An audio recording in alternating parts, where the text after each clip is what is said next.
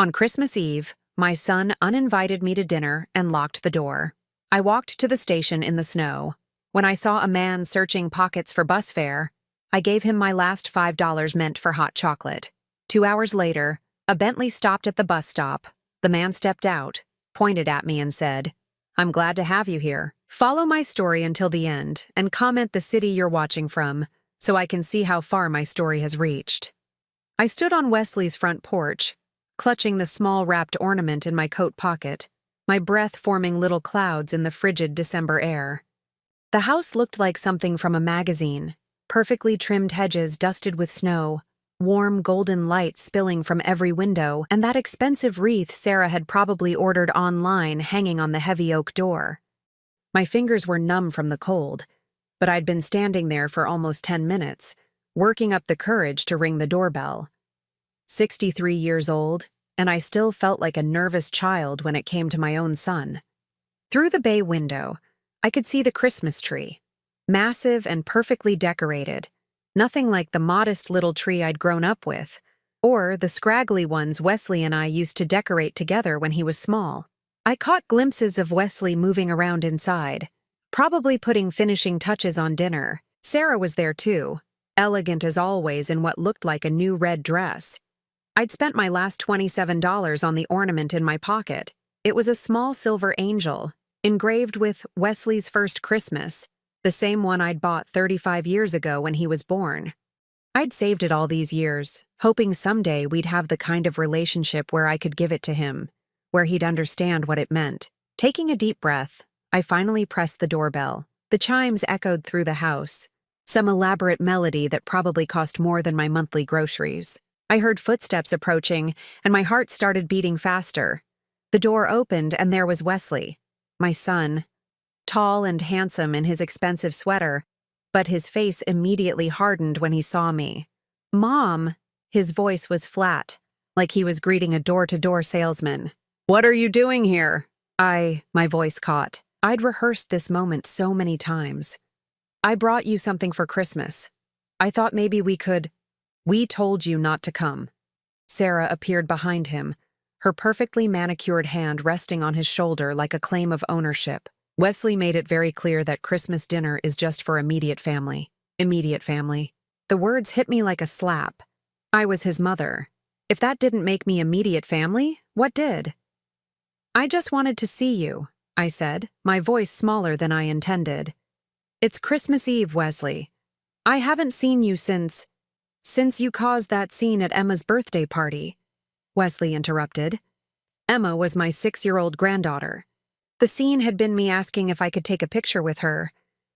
"I didn't cause a scene," I said quietly. "I just wanted—" "You always want something, Mom." Wesley's voice was getting harder, more distant. "You want attention? You want us to include you in everything. You want. But you never think about what we want." Each word felt like a nail being driven into my chest. Behind him, I could see the dining room table set for 6. Wesley, Sarah, her parents who lived in Florida and came up for holidays, and my 2 grandchildren. 6 place settings. There was no room for me at my own son's table. "You didn't know how to take care of me growing up," Wesley continued, and I felt my world tilt. "You were always working, always tired, always making excuses. Now you want to be grandmother of the year? It doesn't work that way." I opened my mouth to explain about the double shifts I worked to keep food on the table after his father died, about coming home exhausted but still helping with homework, about every sacrifice I made so he could have a better life. But Sarah stepped forward. "Wesley's right, Rena. You had your chance to be a mother. You can't just show up now and expect to be part of our family. Our family, not the family, our family, as if I was some outsider trying to force my way in." I looked at my son, really looked at him. When had his eyes become so cold? When had he learned to look at me like I was nothing more than an inconvenience? "Please," I whispered, hating how desperate I sounded. "I just want to spend Christmas with my family." "This is my family." Wesley gestured behind him at the warm, glowing house. "My wife, my children, my in-laws. You made your choices a long time ago, Mom. I'm making mine now. The ornament felt heavy in my pocket. 35 years I'd saved it. 35 years of hoping that someday my son would understand how much I loved him. I think it's best if you leave, Sarah said, her voice sickeningly sweet. The children are getting upset. I could hear Emma and her little brother playing in the background, their laughter mixing with Christmas music. My grandchildren, who barely knew me because every visit was a battle, every phone call screened through Sarah. Wesley, I tried one more time.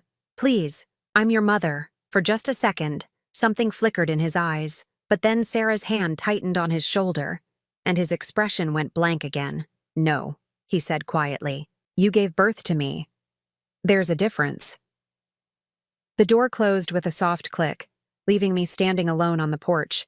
Through the window, I watched my son return to his perfect Christmas dinner, his perfect family, his perfect life that had no room for me.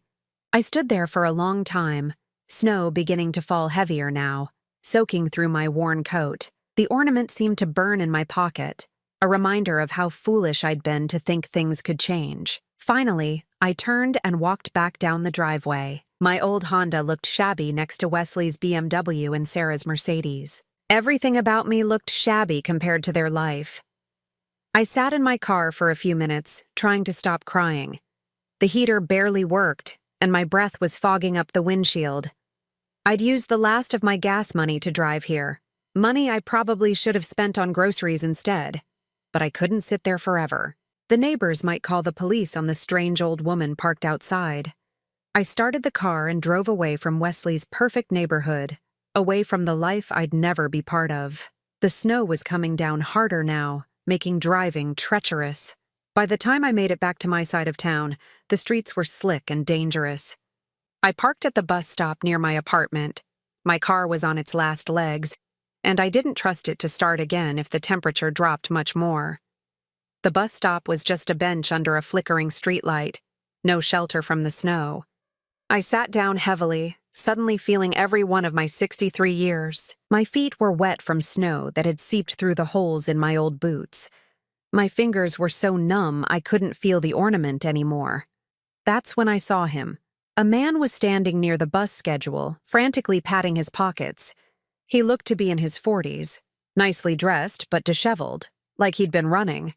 His hair was damp with snow, and he kept checking his watch with growing panic. "Excuse me," he called out to me. "Do you know when the next bus comes?" I squinted at the schedule through the falling snow. "Should be here in about 15 minutes. He let out a frustrated noise and went back to searching his pockets. "I can't find my wallet. I had it at the restaurant. I know I did. But now." He trailed off, looking genuinely distressed. I should have minded my own business. I had enough problems, but something about his desperation reminded me of myself, lost, stranded, with nowhere to go. "How much do you need?" I asked, though I already knew the answer. Bus fare downtown was $5. $5, he confirmed, then shook his head. "But I couldn't ask you to—" I reached into my purse and pulled out my last $5 bill, the money I'd been saving for a hot chocolate from the vending machine at the hospital where I worked part-time cleaning offices. $4.50 for something warm to drink on this cold night, and 50 cents left over for the tip jar I always contributed to. "Here." I held out the bill. The man stared at it, then at me. "I can't take your money. You don't even know me." "It's Christmas Eve," I said simply. "Everyone deserves to get home for Christmas." He took the money with hands that were shaking, either from cold or emotion. "Thank you." Thank you. I'll pay you back, I promise. If you give me your address—" "Don't worry about it." I was already feeling the cold seeping deeper into my bones. $5 wasn't going to change my life, but it might change his night. "What's your name?" he asked. "Rena." "Rena." He said it like he was memorizing it. "I'm Robert, and I meant what I said about paying you back." I just nodded and pulled my coat tighter around me. The bus would be here soon for him. For me, it was a longer walk home through the snow, but I'd manage. I always managed. Robert seemed like he wanted to say more, but the bus was already visible in the distance, its headlights cutting through the falling snow. As it pulled up to the stop, he turned back to me one more time. Merry Christmas, Rena. And thank you, really. The bus doors opened with a pneumatic hiss, and Robert climbed aboard. Through the snow-streaked window, I saw him take a seat and pull out a cell phone. The bus pulled away, leaving me alone at the stop again. I sat there for a long time after that, watching the snow fall and thinking about the day. Wesley's cruel words echoed in my head, mixing with the cold and exhaustion. You didn't know how to take care of me. You had your chance to be a mother. Maybe he was right. Maybe I had failed him so completely that nothing I could do now would ever be enough. The ornament was still in my pocket, a useless token of a love that wasn't wanted. I pulled it out and looked at it under the streetlight. Such a small thing to carry so much hope. I was about to put it back when I heard a car approaching. The headlights were too bright, too expensive looking for this neighborhood. It slowed as it passed the bus stop, then made a U-turn and pulled up beside me. The window rolled down, and my heart nearly stopped. It was Robert, the man I'd just given my last $5 to. But he wasn't in the bus anymore.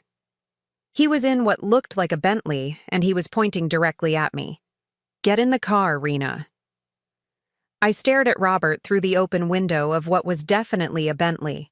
The kind of car I'd only seen in movies. The leather seats looked warm and inviting, but my mind was reeling. How did a man who couldn't afford bus fare 20 minutes ago end up in a vehicle worth more than my annual income? I don't understand, I said, my voice barely audible over the wind. Snow was accumulating on my shoulders, and I could no longer feel my toes inside my wet boots. Please, Robert said, his voice urgent but gentle. You're going to freeze out here. We can talk inside where it's warm. Every instinct told me to walk away. 63 years of life had taught me to be cautious of strangers, especially ones whose stories didn't add up. But the alternative was a 15-minute walk through increasingly dangerous snow to my empty apartment, where the heat barely worked, and I'd spend Christmas Eve alone with my thoughts about Wesley's rejection. The passenger door opened with a soft click. The interior was warm, smelling of expensive leather and subtle cologne. As I settled into the seat, I noticed details that made my confusion deepen. The dashboard looked like something from a spaceship, all digital displays and gleaming metal. This wasn't just any luxury car. This was the kind of vehicle driven by people who appeared on magazine covers. Thank you, I said quietly, still trying to process what was happening. But I don't understand how— I owe you an explanation, Robert interrupted, pulling away from the curb. The car moved so smoothly, I barely felt we were moving at all. And an apology. He was different now, more composed, more confident. The desperate man searching his pockets for bus fare had been replaced by someone who clearly belonged in a car like this. But his eyes in the rearview mirror still held the same intensity that had struck me at the bus stop. Where are we going? I asked, suddenly realizing I'd gotten into a stranger's car without asking the most basic questions. Somewhere we can talk privately. Don't worry, it's a public place. A coffee shop that stays open late on Christmas Eve. The streets looked different from inside the Bentley. The same neighborhood I'd walked through countless times seemed smaller somehow, less threatening. Other cars moved out of our way as if Robert's vehicle commanded automatic respect. You gave me $5, he said suddenly. Your last $5. For a complete stranger. How do you know it was my last $5? Robert was quiet for a long moment, his hands steady on the steering wheel. Because I've been watching you, Rena, for weeks. My blood turned to ice. What? Not like that, he said quickly, seeing my expression in the mirror. Not in any way that should frighten you, but I've been. Observing your daily routines, your kindness to others, the way you live your life. I pressed myself against the passenger door, my hand finding the handle. Stop the car. Let me out right now. Rena, please. I know how this sounds, but you're not in any danger. I need you to trust me for just a few more minutes. Trust you? My voice was rising with panic. You just admitted to stalking me? And you want me to trust you? Robert pulled into the parking lot of an all-night diner, the kind of place that catered to shift workers and insomniacs. Through the windows, I could see a handful of customers nursing coffee cups and looking as lost as I felt. He turned off the engine but made no move to get out. "My name is Robert Hayes," he said, turning to face me fully. "I'm a private investigator. Someone hired me to gather information about you." The words hit me like physical blows. Information about me? What kind of information? Everything. Your daily routines, where you work, who you interact with, how you spend your money, whether you have any problematic behaviors. My mind raced. Who would hire someone to investigate me? I don't have enemies. I barely have friends. Robert's expression was pained. Someone who wants to prove you're an unfit person. Someone who needs evidence that you're irresponsible, selfish, maybe mentally unstable. The pieces began clicking together in a way that made me sick. Sarah. He nodded grimly. "Your daughter-in-law hired me 2 months ago. She wanted documentation that would support certain legal proceedings." Legal proceedings. The words echoed in my head as I tried to understand what was happening. What kind of legal proceedings? The kind that would prevent you from having any legal rights regarding your grandchildren, and possibly other matters involving inheritance or end-of-life decisions. I felt like I was drowning. Sarah hadn't just been manipulating Wesley against me. She'd been building a case, gathering evidence, preparing to destroy whatever remained of my connection to my family. "Why are you telling me this?" I asked, my voice hollow. Robert ran a hand through his hair, looking suddenly exhausted. "Because what happened tonight, you giving me your last $5, knowing you needed it for yourself, it changed everything. I've been documenting your life for 2 months, Rena. I've watched you buy groceries for your elderly neighbor when her Social Security didn't cover everything. I've seen you stay late at work to help the younger cleaning staff learn their jobs better. I've watched you save every penny just so you could buy Christmas presents for grandchildren who barely know your name." Tears were sliding down my cheeks now, hot against my frozen skin. She's been building a case against me this whole time. Every time I called Wesley, every time I tried to visit, she was probably making notes about how pathetic I was. "Worse than that," Robert said quietly. "She's been creating situations designed to make you look bad. That scene at your granddaughter's birthday party? Sarah orchestrated it. She told Emma not to talk to you, then made sure everyone saw how difficult you were being when you tried to connect with your own granddaughter. The betrayal was so complete, so calculated, that I couldn't even feel angry.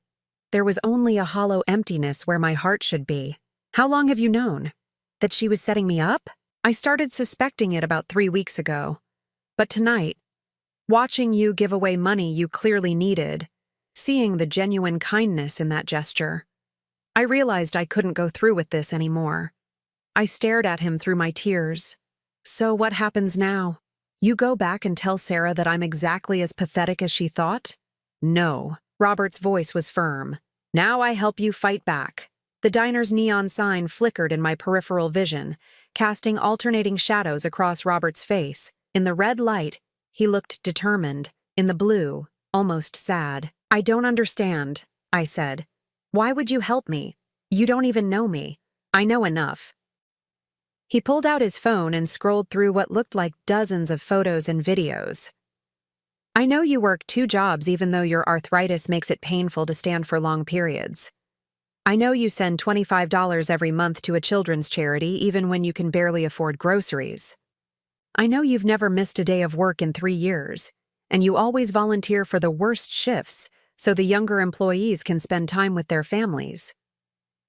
Each observation felt like a small validation of my existence. Someone had been watching, and instead of seeing the failure Wesley saw, they'd seen something worth defending. "But more than that," Robert continued, "I know what Sarah is really after. And it's not just about keeping you away from your grandchildren." "What do you mean?"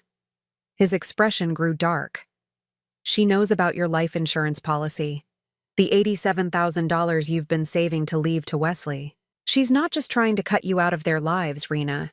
She's trying to make sure that when you die, Wesley will be declared your legal guardian with power of attorney. She wants control of your money, and she wants to make sure there's no one around who might question how she uses it." The magnitude of Sarah's manipulation was staggering. This wasn't just about family dynamics or her dislike of me. This was about money, control, and a level of calculated cruelty I'd never imagined. "She can't do that," I said weakly. "Wesley would never—" "Wesley doesn't know," Robert interrupted. "He thinks his wife is just trying to protect their family from a difficult mother-in-law. Sarah has been very careful to present herself as the reasonable one, just trying to maintain boundaries." I thought about Wesley's cold words tonight, his absolute certainty that I was the problem. How long had Sarah been poisoning him against me? How many small manipulations had led to this moment? "What kind of evidence does she think you're going to provide?" Robert's jaw tightened. "Photos of you looking unstable or desperate, documentation of your financial struggles, testimony about your behavior around the children. She wanted me to get you on video saying something that could be taken out of context, or catch you in some kind of compromising situation. And did you get that evidence?" He looked me straight in the eyes. "The only evidence I gathered proves the opposite of everything she wanted. You're not unstable, Rena. You're not a bad mother or grandmother. You're a woman who's been systematically isolated and manipulated by someone who sees you as nothing more than an obstacle to overcome." The coffee shop's lights seemed warmer now, more welcoming. Through the window, I could see a young waitress refilling someone's cup, probably working Christmas Eve to make ends meet, just like I would be tomorrow, going in to clean offices while other people spent the holiday with their families. "So, what do?" I asked, surprised to hear myself say, "we." A few hours ago, I'd been completely alone. Now I had an ally, even if I didn't fully understand his motives yet. Robert smiled for the first time since I'd gotten in the car, and it transformed his entire face. "We give Sarah exactly what she's been asking for. A chance to show her true colors in front of the whole family. I don't follow. New Year's Eve. Sarah's planning a big family gathering, right? She mentioned it to me during one of our meetings. She wanted to make sure I'd have plenty of opportunities to document your inappropriate behavior around the extended family." I nodded. Wesley had mentioned something about a party, though of course I hadn't been invited. "She doesn't know I've switched sides," Robert continued. "As far as she's concerned, I'm still working for her, still gathering evidence, which means I have access to her plans, her real motivations, everything she thinks she's hidden." A small spark of something that might have been hope flickered in my chest. "What are you suggesting?" "I'm suggesting we let Sarah think she's won. Let her get comfortable, let her guard down. And then we show your family exactly who she really is." The snow was still falling outside, but it no longer looked threatening. It looked clean, fresh, like it was washing away everything that had come before and preparing the ground for something new. "Why?" I asked one more time. "Why are you willing to risk your career to help me?"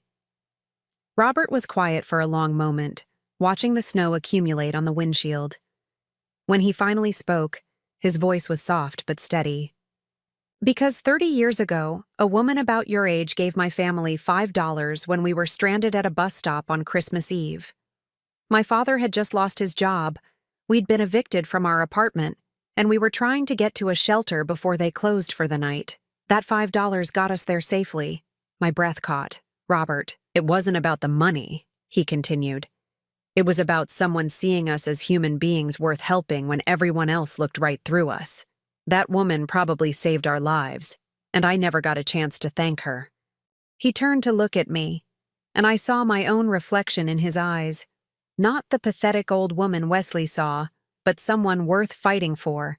"I can't repay her anymore," Robert said, "but I can repay her kindness, and I think I just found the perfect way to do it." Robert's office was nothing like I'd expected.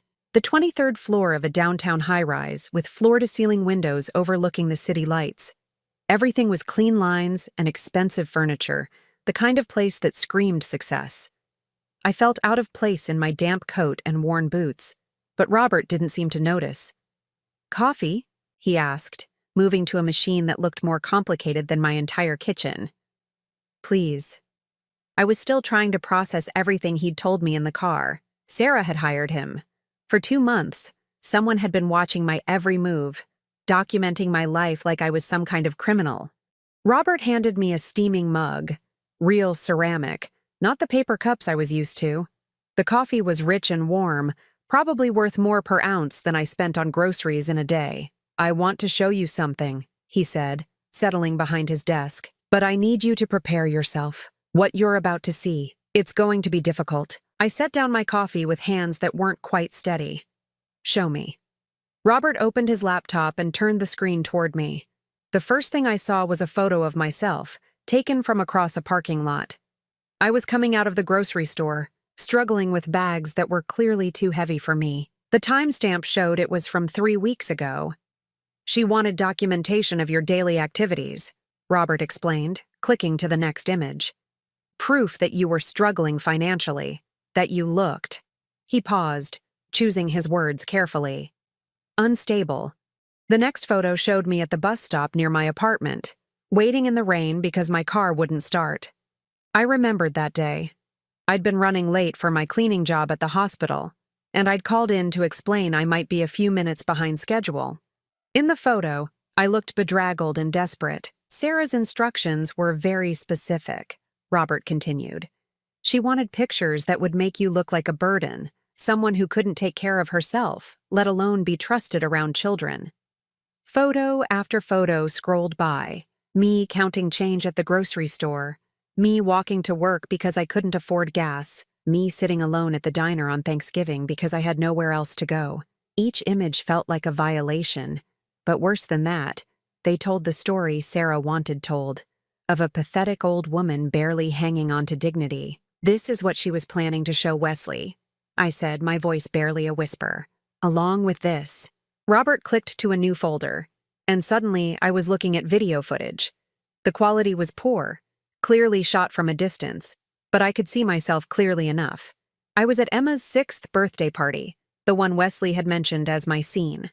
"Watch carefully," Robert said. "This is what really happened that day." In the video, I could see myself arriving at the park where they'd held the party. Emma ran toward me with a big smile, but before she could reach me, Sarah intercepted her. I watched Sarah lean down and whisper something in Emma's ear. Immediately, Emma's expression changed from excited to confused. "She told Emma you were sick," Robert said quietly, "that you might be contagious, and she shouldn't get too close." On screen, I watched myself try to interact with my granddaughter, saw Emma's reluctant responses, her obvious confusion. Then I saw Sarah position herself to make it look like I was being pushy, demanding attention from a child who was clearly uncomfortable. "The way Sarah edited this footage for Wesley, it looked like you were harassing Emma. She cut out the part where she poisoned Emma's mind against you." Tears were streaming down my face now. "She planned it. All of it. Every interaction you've had with your family for the past 3 months has been orchestrated by Sarah. She's been setting traps, creating situations designed to make you look bad." Robert clicked to another video, this one from what looked like a security camera. "This is from the hospital where you work. Sarah came by 2 weeks ago, pretending to be a concerned family member checking on an elderly relative who was acting strangely. In the footage, I could see Sarah talking to my supervisor, Mrs. Chen. She was animated, concerned, explaining something that was clearly troubling her deeply. What was she telling her? That your behavior at home had been erratic. That Wesley was worried about your mental state, but didn't want to hurt your feelings by addressing it directly. She suggested that if there were any problems with your work performance, they should document them carefully. My stomach dropped. Did she find anything? Problems with my work? Robert's expression softened. The opposite. Mrs. Chen told Sarah that you were one of their most reliable employees, that you'd never missed a day, never had a complaint, always went above and beyond. She actually asked Sarah if she was sure she was talking about the right person. Relief flooded through me, followed quickly by anger. Sarah was trying to get me fired. She was trying to build a case that you were declining mentally and couldn't be trusted with responsibilities. If she could get you fired, lose your income, make you more dependent on Wesley's help, it would support her narrative that you needed to be taken care of. The pieces were falling into place now, creating a picture so calculated and cruel that I could barely comprehend it. This wasn't just dislike or even hatred. This was a systematic campaign to destroy my life. "There's more," Robert said, his voice grave. "And this is the part that made me realize I couldn't continue working for her." He opened another file, and I heard Sarah's voice before I saw her face. The recording quality was crystal clear. Robert had obviously been wearing some kind of device during their meetings. "I need something definitive," Sarah's voice said. "Something that would hold up in court if necessary." "What kind of court proceedings are you anticipating?" Robert's voice responded. "Well, if something were to happen to Rena, an accident, a health scare, anything that proved she couldn't take care of herself, Wesley would need to step in as her guardian. But there are legal requirements for that. We'd need to prove she's incompetent." My blood ran cold. She was talking about having me declared mentally incompetent. "And if Wesley became her guardian," Robert's recorded voice prompted, "then he'd have control over her finances, her medical decisions, everything. Which is really what's best for everyone, including Rena. She's clearly struggling to manage on her own." "What about her life insurance policy?" There was a pause on the recording, then Sarah's voice again, sharper now. "How do you know about that?" "It came up in my financial background check. $87,000, with Wesley named as beneficiary." "Exactly. And right now, if something happened to Rena, Wesley would inherit that money directly.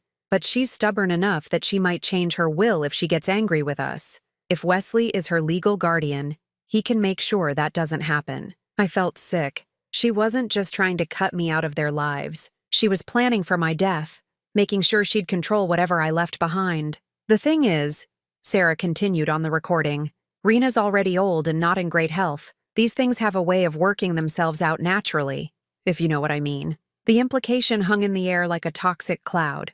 Robert stopped the recording and looked at me with something that might have been pity. "She's not just planning to have you declared incompetent," he said quietly. "She's counting on you dying soon, and she wants to make sure that when you do, Wesley has complete control over your estate." I sat in silence for a long moment, trying to process the depth of Sarah's cruelty. This woman had spent 3 months systematically destroying my relationship with my son, not out of hatred or jealousy, but out of cold calculation. I was worth more to her dead than alive, but only if she could control Wesley completely. "How long have you known?" I asked finally. "About her real plans?" "I started suspecting something was wrong about a month ago. The requests were getting more specific, more invasive. She wanted me to try to catch you doing something that looked dangerous or reckless. She suggested I might try to provoke you somehow, get you upset enough to say something that could be taken out of context." "Did you try to provoke me?" Robert shook his head. "I followed you for weeks, Rena. I watched you live your life with more grace and dignity than anyone should have to under those circumstances. I saw you give up meals so you could afford Christmas presents for grandchildren who barely know your name.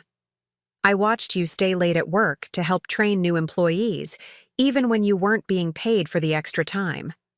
I documented every act of kindness, every small sacrifice, every moment that proved exactly the opposite of what Sarah wanted me to find." He opened another folder on his laptop, this one filled with videos and photos I'd never seen before. Me helping my elderly neighbor, Mrs. Rodriguez, carry her groceries up the stairs. Me staying after my shift to help a new cleaner understand how to properly sanitize the operating rooms. Me at the diner, sharing my meal with a homeless man who'd been turned away from the shelter. "I've been investigating people for 15 years, Robert said. "I've seen real mental illness, real incompetence, real danger. What I saw when I watched you was a woman who'd been systematically isolated and impoverished, but who never let it break her spirit." Looking at those images of myself through Robert's eyes, I saw something I hadn't recognized before.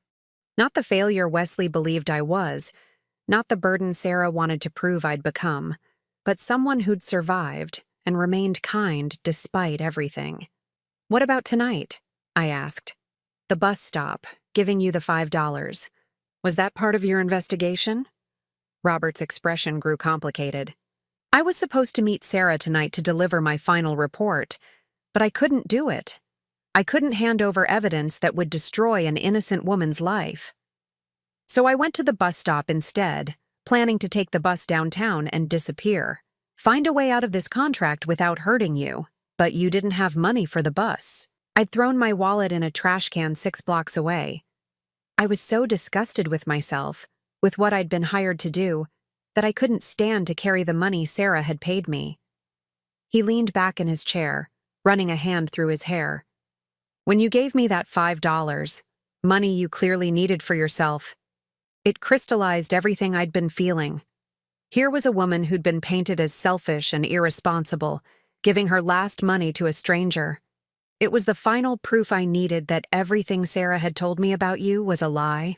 So what happens now? I asked. Sarah's expecting a report. Robert smiled, and for the first time since I'd met him, it reached his eyes. She's going to get one, just not the one she's expecting. He turned his laptop back toward himself and opened what looked like a comprehensive document. I've spent the last 2 months documenting everything about your life, Rena. Every conversation with Sarah, every instruction she gave me, every manipulation she orchestrated.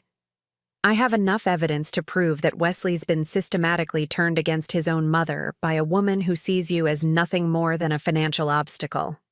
Will Wesley believe it? He seems so convinced that I'm the problem. He'll believe it when he sees the recordings. When he hears his wife planning to have his mother declared mentally incompetent so she can control your money. When he realizes that every complaint he's had about you for the past 3 months was planted in his head by someone with a very specific agenda. Robert closed the laptop and looked at me seriously. But I need to warn you, Rena. When we expose this, it's going to get ugly. Sarah's not going to go down without a fight. She's invested too much time and effort in this plan to give up easily. I thought about Wesley's cold words on the doorstep tonight, about my grandchildren who barely knew me, about the years of loneliness that stretched ahead if nothing changed. Then I thought about Sarah's voice on that recording, discussing my death like it was a business opportunity. What do you need me to do? For now, nothing. Go home. Act normal. Sarah doesn't know I've switched sides yet. She's planning something for New Year's Eve. Some kind of family gathering where she wants to document your inappropriate behavior one final time. Let her think she's still in control. And then? Robert's smile turned sharp, predatory. Then we show your family exactly who Sarah really is. And we make sure that when the dust settles, you get back everything she tried to take from you. As I stood to leave, wrapping my damp coat around me again, Robert called my name. Rena? That woman who helped my family 30 years ago? She had gray hair and kind eyes, and she was wearing a coat that had seen better days. She looked exactly like someone who would give away her last $5 to help a stranger. I felt tears spring to my eyes again, but this time they weren't tears of pain. For the first time in months, maybe years, someone was seeing me clearly, not as a burden or a failure, but as someone worth fighting for. Thank you, I whispered. Thank you, Robert replied, for reminding me why I became an investigator in the first place, to find the truth, not to create convenient lies. As the elevator carried me back down to street level, I felt something I hadn't experienced in so long I'd almost forgotten what it was like. Hope. Real, solid hope that maybe this story wasn't over yet. Maybe there was still time to fight back, to reclaim my place in my own family's life. Sarah thought she'd won, but she'd made one crucial mistake. She'd underestimated the power of simple human kindness and the length some people would go to protect it. The next morning, Christmas Day, I woke up in my empty apartment feeling like I was living someone else's life. Everything looked the same. The threadbare furniture, the radiator that clanked all night, the single window that faced the brick wall of the building next door. But somehow, knowing that Robert was out there, knowing that I wasn't completely alone anymore, made even this depressing space feel different. My phone rang at exactly 9 o'clock. I almost didn't answer. Unknown numbers usually meant telemarketers or bill collectors, but something made me pick up. Merry Christmas, Rena. It was Robert's voice, warm and reassuring. Merry Christmas, I replied, though the words felt strange. I'd spent Christmas alone for the past 3 years, ever since Sarah had convinced Wesley that family holidays were just for the nuclear family. I hope you don't mind me calling so early, But we need to meet. Something's happened that changes our timeline significantly. My stomach clenched. What kind of something? Sarah called me at 7 this morning. She wants to move up our final meeting. She's planning to present my findings to Wesley tomorrow, December 26th.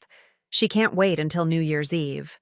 I sank onto my couch, still in my bathrobe. Why the rush? I think she's getting nervous. Maybe she sensed that something was off about our conversation yesterday, or maybe she's just eager to get this over with. Either way, we have less time than we thought. What does that mean for us? It means we need to accelerate our own plans. Can you meet me this afternoon? There are things you need to see and decisions we need to make together. After hanging up, I made myself a cup of instant coffee and tried to process this development. Sarah was moving faster than expected, which meant she was either more confident or more desperate than Robert had anticipated. Neither possibility seemed good for me. I spent the morning trying to distract myself with household chores, but my mind kept wandering to Wesley. Was he having Christmas dinner with Sarah's family right now? Were my grandchildren opening presents I'd never be allowed to give them? Had Wesley thought about me at all since slamming the door in my face? At 2 o'clock, I met Robert at a small restaurant across town, the kind of place that stayed open on Christmas for people with nowhere else to go. The clientele was a mix of elderly loners, service workers taking breaks, and families who couldn't afford to cook holiday meals at home. I felt more comfortable here than I had in his fancy office. Robert was already waiting in a back booth, looking tired but determined. He'd traded his expensive suit for jeans and a sweater, but he still looked out of place among the working-class crowd. "I spent the morning going through everything again," he said as I sat down. "I wanted to make sure I hadn't missed anything that might help us. And I found something. Something that explains why Sarah's in such a hurry." He pulled out a tablet and showed me what looked like a legal document. The text was dense and full of terminology I didn't understand, but I could make out my name at the top. "What is this?" "It's a petition for emergency guardianship that Sarah filed 3 weeks ago. She's claiming that you're experiencing rapid mental decline and pose a danger to yourself." The words blurred as I tried to read them. A danger to myself? She's documented what she calls incidents of erratic behavior. Missing work, which never happened. Forgetting to pay bills, also untrue. Making concerning statements about wanting to end the pain, complete fabrication. My hands were shaking as I held the tablet. She's trying to have me declared incompetent. Worse than that. She's requesting emergency powers, which means if the petition is approved, Wesley would have immediate authority over your housing, your medical care, your finances, everything. And emergency guardianship petitions are often approved with minimal investigation, especially when they involve elderly people with limited resources. I felt like I was drowning. When is the hearing? January 3rd. But here's the thing. If Sarah presents my investigation as supporting evidence of your mental decline, the petition becomes much stronger. She's been planning this perfectly, building a case piece by piece. The restaurant suddenly felt too small, too hot. I couldn't breathe properly. She's going to win, isn't she? Wesley will believe her report, and the court will believe both of them. Not if we get to Wesley first. Robert leaned across the table, his expression intense. I've been thinking about this all morning. Sarah's weakness is her confidence. She thinks she's thought of everything, covered all her bases. But she made one crucial mistake. What mistake?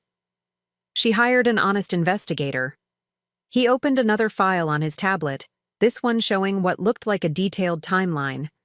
Every conversation Sarah and I had was recorded. She insisted on it, wanted documentation of my progress. Every instruction she gave me, every lie she told, every manipulation she orchestrated, it's all here. I studied the timeline, seeing dates and times that corresponded to moments I remembered. The birthday party incident, the visit to my workplace, Wesley's increasingly cold treatment of me over the past months. This proves that Sarah was orchestrating everything? More than that, it proves she was planning to have you declared incompetent from the very beginning. This wasn't just about keeping you away from the grandchildren. This was always about gaining legal control over your life and your money. Robert scrolled to another document. And there's something else. Something I discovered when I was doing the financial background check Sarah requested. The screen showed what looked like a bank statement, but not one I recognized. What is this? It's Wesley's checking account. Sarah added me as an authorized investigator so I could access financial records if needed. Look at the transactions from the past 6 months. I scanned the numbers, not understanding what I was supposed to see. There were regular deposits, Wesley's salary I assumed, and then various withdrawals and expenses. But some of the amounts seemed unusually large. Here, Robert pointed to a series of withdrawals. $1,500 to Legal Services LLC in October, another $2,000 in November, $3,000 just last week. What's Legal Services LLC? The law firm handling Sarah's guardianship petition. Wesley's been paying the legal fees to have his own mother declared incompetent, and he doesn't even know it. The betrayal was so complete, so devastating, that I couldn't even cry anymore. Sarah hadn't just manipulated Wesley emotionally, she'd been using his own money to finance her legal attack against me. There's more, Robert continued, his voice grim. Look at this expense from 2 months ago. He pointed to a line item that read, Private Investigation Services, R. Hayes Consulting, $5,000. Wesley paid your fee? To investigate me? Without knowing what he was paying for, Sarah told him it was for a background check on a potential business partner. She's been using his money to fund every aspect of her campaign against you. I stared at the numbers, trying to process the implications. My son had unknowingly paid thousands of dollars for someone to spy on me, to build a case for having me declared mentally incompetent, to destroy what remained of our relationship. How long do we have before she presents this to Wesley? She wants to meet with me at 4 o'clock tomorrow afternoon. She's planning to show Wesley my report immediately afterward, probably at dinner tomorrow night. Then she'll file the amended guardianship petition with my findings as supporting evidence. And the court hearing? January 3rd, just over a week away. I felt the walls closing in around me. A week to somehow undo months of careful manipulation, to convince Wesley that his wife had been systematically destroying his relationship with his mother, to fight a legal battle I couldn't afford with evidence I didn't understand. I can't win this, I said quietly. Even with your help, even knowing the truth, I can't compete with Sarah's resources and planning. Robert was quiet for a long moment, stirring his coffee thoughtfully. When he finally spoke, his voice was determined. You're right that we can't win this fight on Sarah's terms. But what if we change the battlefield entirely? What do you mean? Sarah's plan depends on controlling the narrative, presenting information in a specific way at a specific time. But what if Wesley heard the truth before she had a chance to spin it? He won't listen to me. He made that clear on Christmas Eve. He might not listen to you. But he'll listen to his wife's own voice, recorded without her knowledge, planning to manipulate him and steal from his mother. Robert leaned forward, his eyes bright with possibility. Sarah doesn't know I've turned against her. She's expecting to meet with me tomorrow to collect evidence that will destroy you. But what if, instead of giving her ammunition, I gave Wesley the truth? You want to tell Wesley everything? I want to show Wesley everything. The recordings, the financial evidence, the real timeline of Sarah's manipulation. I want him to hear his wife's voice planning to have his mother declared mentally incompetent so she can control your money. My heart started beating faster. Would he believe it? The evidence is overwhelming, Rena. Wesley's been manipulated, but he's not stupid. When he sees the proof, when he hears Sarah's own words, he'll understand what's been happening. For the first time since this nightmare began, I felt a flicker of real hope. When would you tell him? Tomorrow morning. I'll call him early. Tell him I have urgent information about the investigation Sarah commissioned. I'll meet with him before Sarah has a chance to present her version of events. And then? Robert's smile was sharp, determined. Then we let Sarah walk into a trap of her own making. She thinks she's about to deliver the final blow against you. Instead, she'll walk into a room where Wesley already knows the truth about what she's been doing. I tried to imagine the scene. Sarah, confident and prepared, presenting her carefully constructed case to a husband who already knew she'd been lying and manipulating him for months. The thought was both terrifying and exhilarating. What if it doesn't work? What if Wesley chooses to believe Sarah anyway? Robert's expression grew serious. Then we fight this in court. I have enough evidence to prove that Sarah's guardianship petition is based on fraudulent claims. It would be a harder battle, and more public, but we could win. And if we lose in court, we won't lose, Rena. Not with the evidence we have, but if somehow the impossible happened, if every system failed. He paused, meeting my eyes steadily. Then I'd make sure you had options. Ways to protect yourself that Sarah couldn't touch. I didn't ask what he meant by that. Some possibilities were better left unspoken. I need to ask you something, I said finally. And I need you to be completely honest with me. Of course. Why are you really doing this? You said it was about repaying a kindness from 30 years ago, but this goes way beyond that. You're risking your career, possibly your safety. People like Sarah don't lose gracefully. Robert was quiet for a long time, staring out the restaurant window at the empty Christmas streets. When he finally spoke, his voice was soft but steady. My mother died 3 years ago. Alzheimer's. My sister and I had to put her in a care facility because we couldn't manage her needs anymore. He turned back to me, and I saw pain in his eyes that had nothing to do with our current situation. The last 2 years of her life, she didn't recognize us. But sometimes, in her clearer moments, she would talk about feeling abandoned, forgotten. She would ask why her children never visited, even though we were there every day. The disease had stolen her memories, but it left behind the emotions, the loneliness, the fear of being unwanted. So I reached across the table and touched his hand. I'm sorry. Watching you these past 2 months, seeing how Sarah was systematically isolating you from your family, it reminded me of my mother's fears. The difference is, your isolation isn't caused by disease.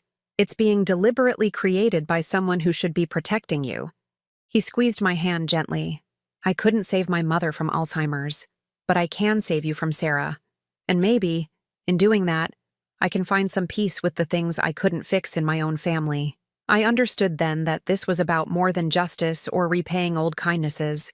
This was about 2 people who'd lost family connections.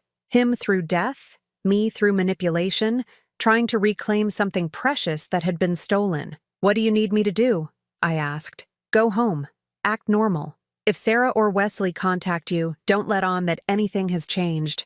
Tomorrow morning, everything will be different. As we prepared to leave the restaurant, Robert handed me a small device that looked like a pager. What's this? Emergency communicator. If something goes wrong, if Sarah suspects anything, if you feel unsafe for any reason, press this button. I'll get an alert and come to wherever you are immediately. The weight of it in my palm was both comforting and terrifying. Do you think I'll need it? Robert's expression was grim. I hope not, but Sarah's invested too much in this plan to give up easily. When she realizes she's lost control of the situation, she might do something desperate. As I walked home through the quiet Christmas evening, I tried to prepare myself for what was coming. Tomorrow, the truth would finally come out. Wesley would learn what his wife had been doing, and I would either get my family back or lose them forever. Either way, the waiting would finally be over. I barely slept that night. Every sound in the building made me jump. Footsteps in the hallway, pipes groaning, the elevator creaking up and down. By 6 in the morning, I gave up trying to rest and made coffee with hands that wouldn't stop shaking. Robert had said he would call Wesley at 8 o'clock. That gave me 2 hours to wait. 2 hours to imagine everything that could go wrong. What if Wesley refused to meet with him? What if Sarah had already poisoned the well so completely that Wesley wouldn't believe any evidence against his wife? At 7:30, my phone rang. Robert's voice was calm but focused when I answered. It's happening, he said. Wesley agreed to meet me at 9. I told him I had urgent information about the investigation Sarah commissioned, and that it couldn't wait. How did he sound? Suspicious, but not hostile. I think he's curious about what I might have found. Sarah's been building up anticipation for this report for weeks. After Robert hung up, I paced my small apartment like a caged animal. I tried to distract myself by cleaning, by organizing my already organized closets, by anything that would keep my hands busy and my mind from spiraling into worst-case scenarios. At 9:15, Robert called again. "He knows," Robert said without preamble. I showed him everything. The recordings, the financial records, the timeline of Sarah's manipulation. He's devastated, but he believes it. Relief flooded through me so suddenly I had to sit down. How did he take it? About how you'd expect. Shock, then anger, then something close to panic. He keeps asking how he could have been so blind, how he could have let Sarah manipulate him against his own mother.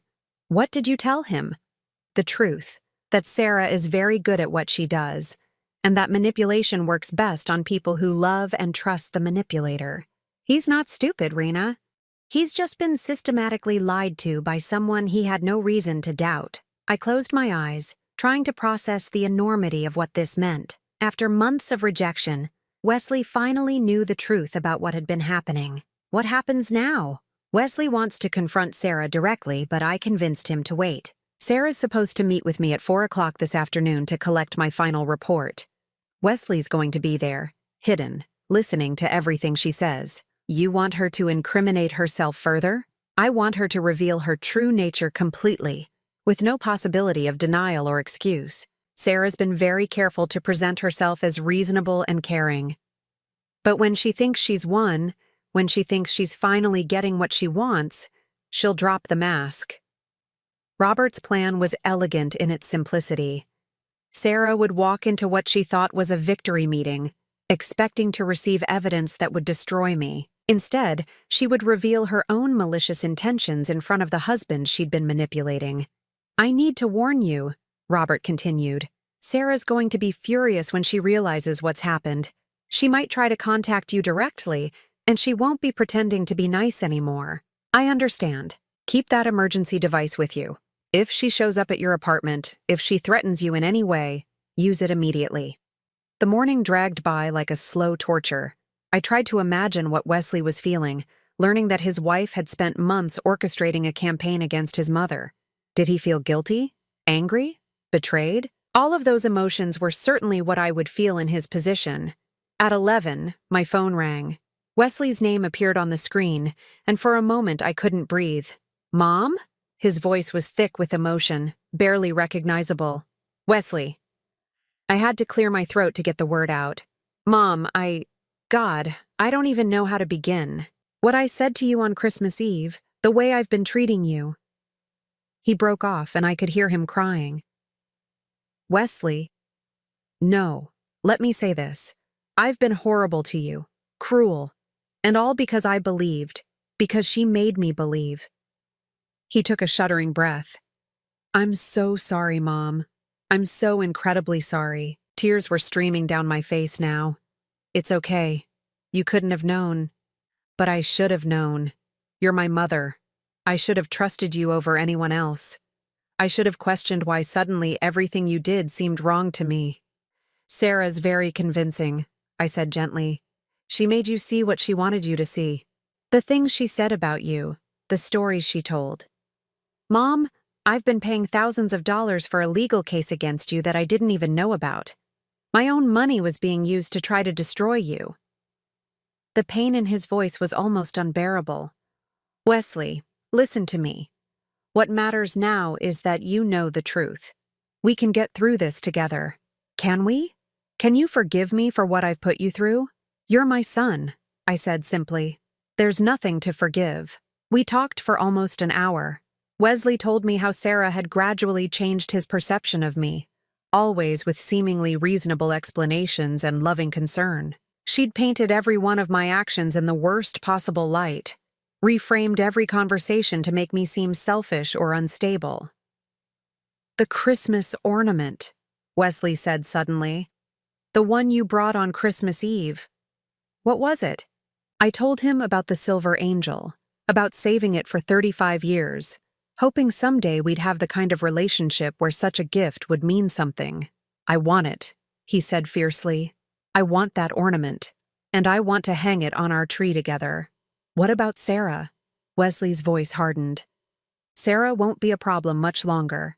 At 3:30 that afternoon, I couldn't stand the waiting anymore. I walked to the small park near my apartment, needing fresh air and movement to calm my nerves. The emergency communicator Robert had given me felt heavy in my pocket, a constant reminder of how dangerous this situation could become. At 4:15, my phone rang. "It's done," Robert said. "Sarah showed her true colors completely." What happened? She walked into my office expecting to celebrate. When I showed her the fabricated evidence she was expecting, documentation of your mental decline and dangerous behavior, she was gleeful. Absolutely gleeful. My stomach twisted. What did she say? Things that no decent person would say about anyone, let alone their spouse's mother. She talked about how this would finally give her complete control over the situation, how she could make sure you never had any contact with the grandchildren again, how Wesley would finally understand that she'd been protecting the family from you all along. Wesley heard all of this? Every word. When Sarah started discussing the timeline for having you declared mentally incompetent, Wesley stepped out of his hiding place. I could only imagine the scene. Sarah, caught in the act of celebrating what she thought was my destruction, suddenly facing a husband who knew the truth about everything she'd done. How did she react? Panic? Then anger? Then more lies? She tried to claim that everything she'd done was for Wesley's own good, that I must have manipulated the evidence somehow. But it was too late. Wesley had heard her in her own words, planning to steal your money and destroy your life. Where is she now? Gone. Wesley told her to leave their house immediately. He's filing for divorce tomorrow, and for an emergency restraining order. Sarah's not allowed to have any contact with the children without supervision. The reversal was so complete, so sudden, that I felt dizzy. 12 hours ago, Sarah had been on the verge of winning everything. Now she'd lost her husband, her home, her access to the grandchildren she'd used as weapons against me. Wesley wants to see you, Robert continued. Tonight, if you're ready. He's at the house with Emma and little James, and he wants to explain everything to them. He wants them to understand that Grandma Rena isn't the bad person they've been told she is. My heart was pounding. Are you sure they'll want to see me? After everything they've heard? Wesley's been talking to them about it. Emma especially is old enough to understand that she was told lies about you. She feels terrible about how she acted at her birthday party. An hour later, I stood on Wesley's front porch again, but this time everything was different. The same house, the same warm light spilling from the windows, but now I wasn't an unwelcome intruder. I was a grandmother coming home to her family. Wesley opened the door before I could ring the bell. His eyes were red from crying, his face haggard with exhaustion and guilt. For a moment, we just looked at each other, mother and son, trying to bridge months of manufactured distance. "Mom," he said, and pulled me into his arms. We held each other on the doorstep, both of us crying, both of us trying to absorb the reality that the nightmare was finally over. When we finally pulled apart, I saw Emma peeking around the corner, watching us with wide, uncertain eyes. "It's okay, sweetheart," Wesley called to her. "Come meet your real grandma." Emma approached slowly, clearly confused by the dramatic change in how I was being treated. Behind her, 4-year-old James clutched a stuffed animal, watching the scene with the accepting curiosity of a child too young to understand the adult complications. "Grandma Rena," Emma said hesitantly, "Daddy says Mommy told lies about you, that you're really nice and you love us very much." I knelt down to Emma's level, my heart breaking for this little girl who'd been used as a pawn in Sarah's cruel game. "I do love you very much," I said softly. "And I'm sorry if I ever did anything to make you feel scared or uncomfortable. Daddy says you brought me a present for my birthday, but Mommy told me not to take it." "I did, and I have lots more presents I've been saving up for when you were ready to receive them." Emma looked at Wesley, who nodded encouragingly. Then she stepped forward and hugged me, her small arms wrapping around my neck with surprising fierceness. "I'm sorry I was mean to you," she whispered in my ear. "You weren't mean, sweetheart. You were just trying to be good and listen to the adults in your life. That's what smart little girls do. As Emma pulled back, James toddled over and studied me with serious dark eyes. Gamma Wena, he said, testing out the words. That's right, I said, my voice thick with emotion. I'm Grandma Rena. James considered this for a moment, then held out his stuffed animal for my inspection. Bear, he announced solemnly. He's a very nice bear, I told him, and was rewarded with a shy smile. Wesley showed me around the house. Not the cold, unwelcoming mansion it had seemed before, but a warm family home where I was finally welcome. He'd already removed all the photos that included Sarah, he told me. He wanted no reminders of the woman who'd almost succeeded in destroying his relationship with his mother. As the evening went on, Emma gradually warmed up to me. She showed me her room, her toys, the drawings she'd made at school. James followed us around, occasionally offering me his bear or a toy car for examination. Slowly, carefully, we began building the relationship that Sarah had prevented us from having. I need you to know something, Wesley said as we tucked the children into bed. I'm going to spend the rest of my life making up for what happened, for what I let happen. Wesley. No, I need to say this. I almost lost you completely because I was too blind to see what was right in front of me. I'm never going to let anyone come between us again. After the children were asleep, Wesley and I sat in his living room, the same room where I'd been rejected so cruelly just 2 days before, and talked until well past midnight. He wanted to know everything about the past months, about how I'd survived Sarah's campaign against me, about whether I could ever truly forgive him. There's something else, Wesley said finally. The guardianship petition Sarah filed. We need to make sure it's withdrawn completely. Robert mentioned that. Is it complicated? It would have been if we'd had to fight it. But since Sarah filed it under false pretenses and we have recorded evidence of her admitting to fraud, it should be straightforward. Robert's already contacted the court. Wesley pulled out his phone and showed me a message. He sent this an hour ago. The petition has been officially withdrawn. You're safe, Mom.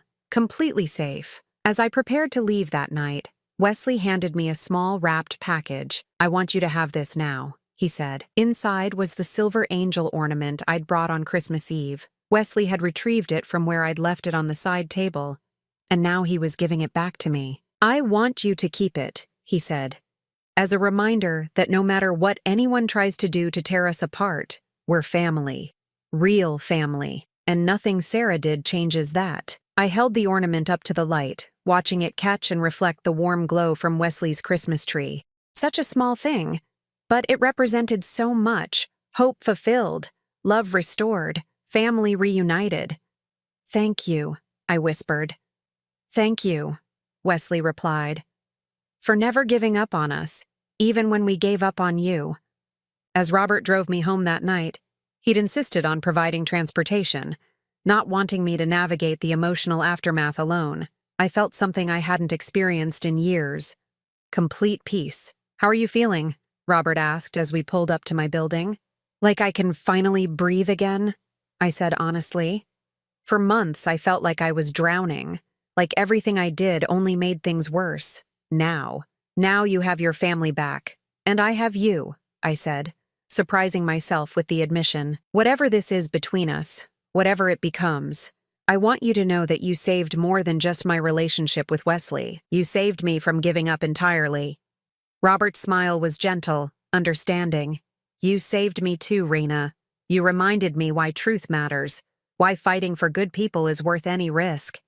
As I climbed the stairs to my apartment, I felt lighter than I had in months. Tomorrow, Sarah would begin dealing with the consequences of her actions. Wesley would start divorce proceedings, and I would begin rebuilding my relationships with my grandchildren. But tonight, I was simply a woman who'd gotten her family back against all odds, thanks to $5 given in kindness to a stranger who turned out to be exactly the ally I needed. The ornament sat on my kitchen table, catching the light from the overhead bulb.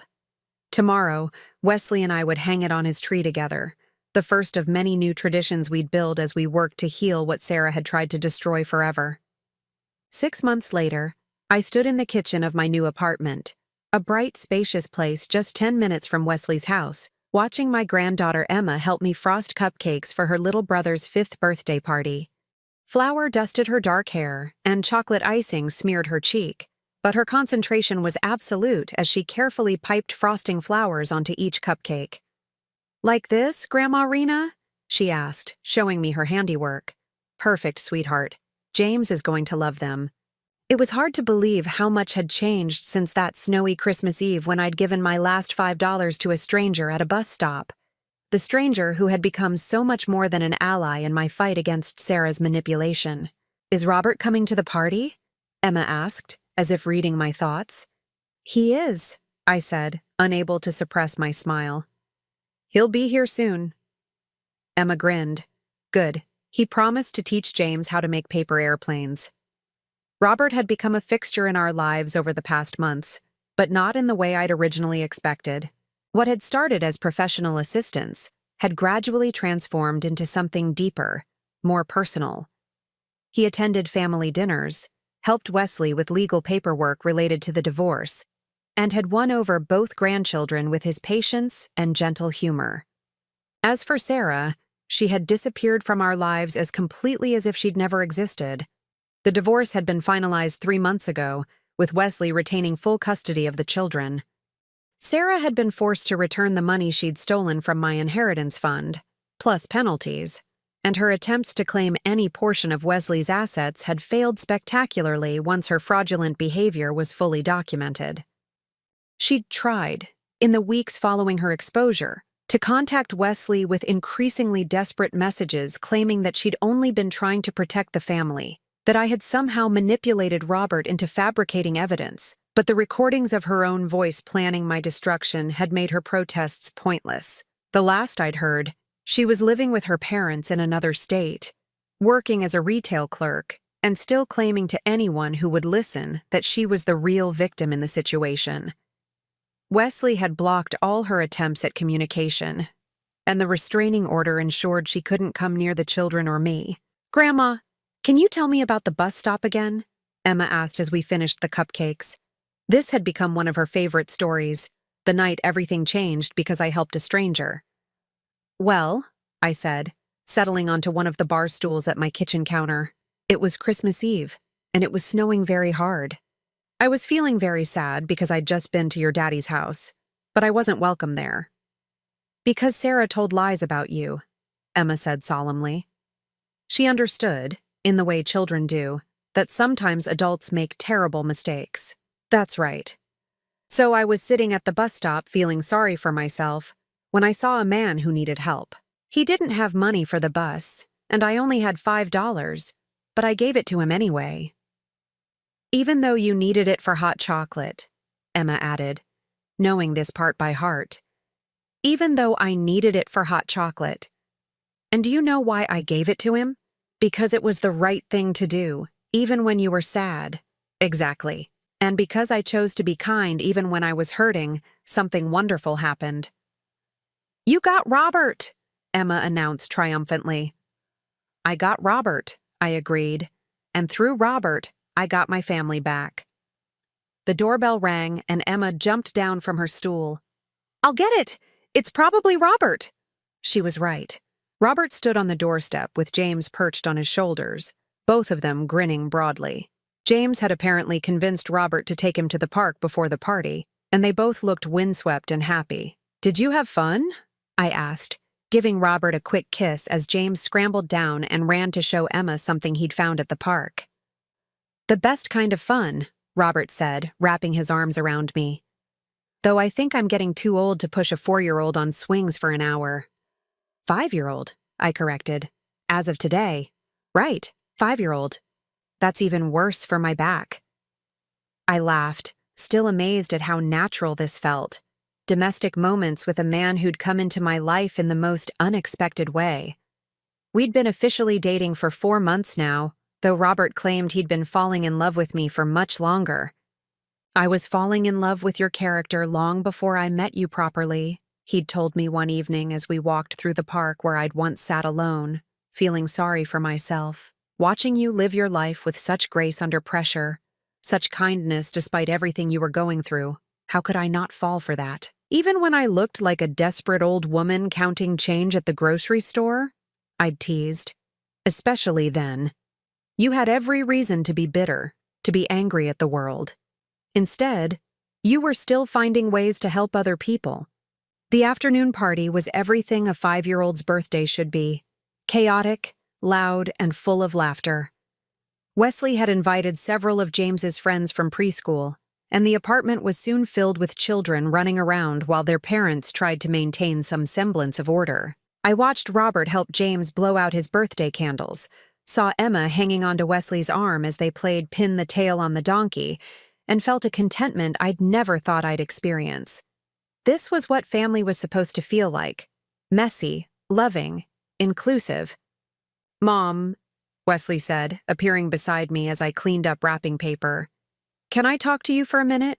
Privately?" We stepped out onto the balcony, where the noise from the party became a pleasant background hum. Wesley looked nervous, which immediately made me worry. "What's wrong?" I asked. "Nothing's wrong. Actually, something's very right, but I wanted to talk to you about it first." He pulled out a small velvet box, and my heart skipped a beat.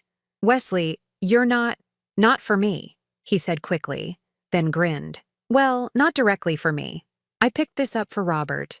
He asked me to help him choose it." I stared at the ring box, not quite comprehending what Wesley was telling me. "He's going to propose?" I whispered. "Tomorrow night. He's planned this whole elaborate dinner, but he wanted to make sure he had my blessing first, and Emma's and James's. We all told him that if he didn't marry you soon, we were going to have to stage an intervention." Tears were blurring my vision as I looked at my son. My wonderful, loving son who had not only found his way back to me, but was now actively supporting my happiness with a man he'd come to consider family. "He really asked your permission?" He said he knew how important family was to you, and he wanted to make sure we all felt comfortable with him becoming a permanent part of our lives. "And?" Wesley's grin widened. "I told him we'd already been thinking of him as family for months. The proposal is just making it official." I opened the ring box with trembling fingers. The ring was perfect. A simple, classic solitaire that somehow managed to look both elegant and practical. Robert had chosen well. "Do you like it?" Wesley asked anxiously. "I love it," I said, then looked up at my son with wonder. "I love that he asked you. I love that you approve. I love that this family we've rebuilt is strong enough to welcome new members. You deserve to be happy, Mom.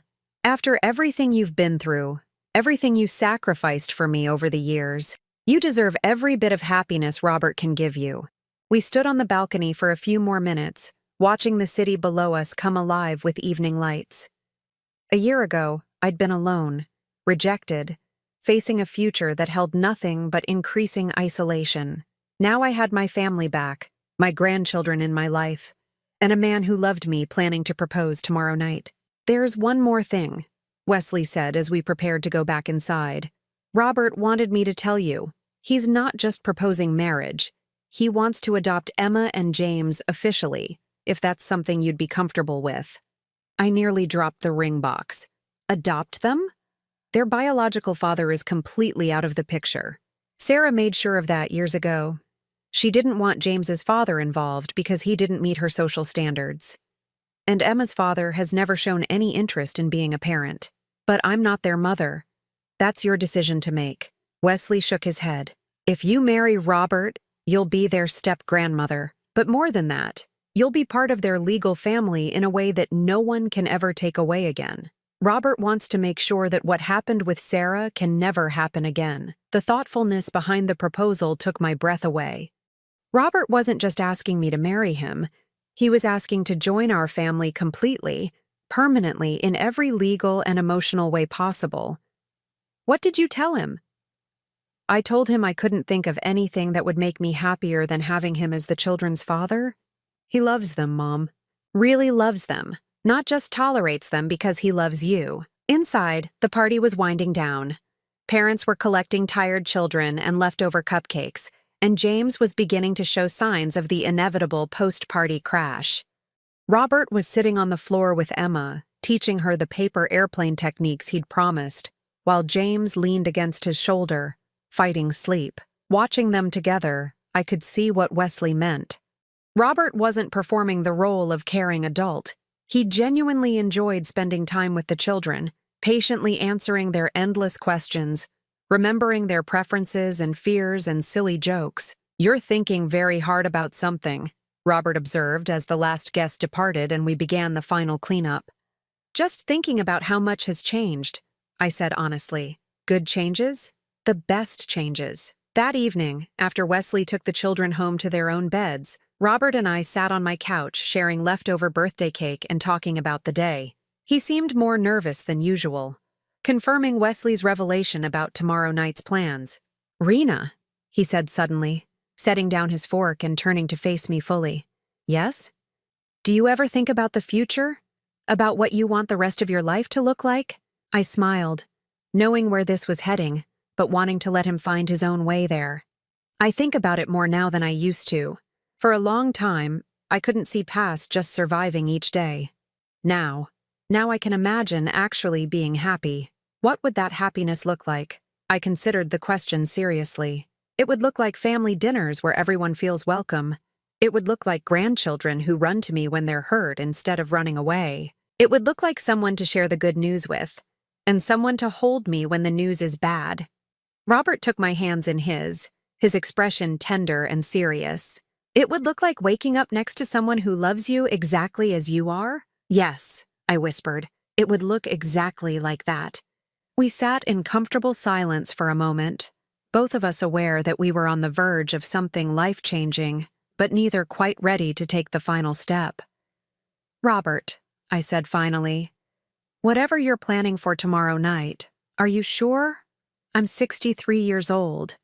I come with a complicated family situation, a limited income, and probably not many years left of being able to keep up with those grandchildren."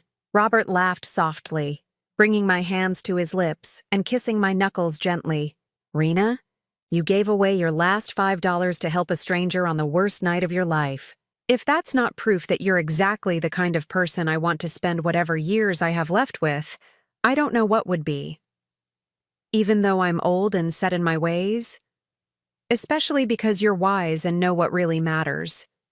Even though I cry at commercials and worry too much about everyone? Especially because you have the biggest heart of anyone I've ever known." I leaned against his shoulder, feeling the solid warmth of him, the steady rhythm of his breathing. "I love you, Robert Hayes. I love you too, Rena. More than I ever thought I could love anyone." The next evening, Robert took me to dinner at the same diner where we'd had our first real conversation 6 months earlier. He said he wanted to come full circle, to propose in a place that represented new beginnings rising from the ashes of old endings. When he got down on one knee beside our booth, presenting the ring Wesley had shown me the day before, I said yes, before he could even finish asking the question. "Are you sure?" he asked, laughing as he slipped the ring onto my finger. I had a whole speech prepared. "I'm sure," I said, pulling him up for a kiss as the other diner patrons applauded around us. "I've been sure since the night you came back for me at that bus stop." We were married 3 months later in Wesley's backyard, surrounded by family and friends. Emma was my maid of honor, James was Robert's best man, and Wesley walked me down the aisle with tears streaming down his face. Sarah did not try to disrupt the wedding. She did not send messages or make threats or attempt any kind of revenge. She had simply vanished from our lives as completely as if she'd never existed, leaving behind only the memory of lessons learned about the importance of protecting the people we love. As Robert and I exchanged vows in front of the people who mattered most to us, I thought about that snowy Christmas Eve when I'd sat alone at a bus stop, convinced that my life held nothing but loneliness and rejection. I thought about the choice I'd made to help a stranger despite having so little to give. How that single act of kindness had set in motion a chain of events that brought me not just my family back, but a love I'd never dared to hope for. Sometimes the smallest gestures create the largest changes. Sometimes giving away what little you have opens space for abundance you never imagined possible. And sometimes, when you're 63 years old and convinced that all the good things in life have passed you by, a stranger at a bus stop turns out to be the beginning of your happiest chapter yet. Now I'm curious about you who listened to my story. What would you do if you were in my place? Have you ever been through something similar? Comment below. And meanwhile, I'm leaving on the final screen 2 other stories that are channel favorites, and they will definitely surprise you. Thank you for watching until here.